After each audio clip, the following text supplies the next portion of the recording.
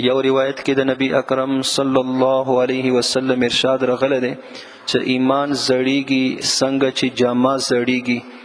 د پاره د الله جل شانه نه د ایمان تازگی غواړو.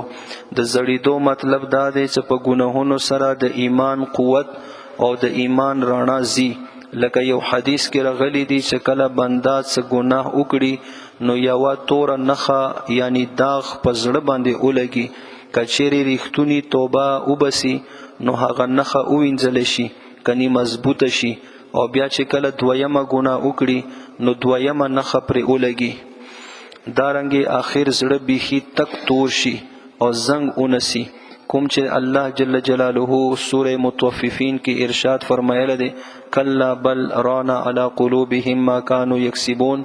دینه پس د هغه زړه حالت داسې شي چې حق خبره پرې اړو اثر نه کوي او نه په زړه کې ننوځي.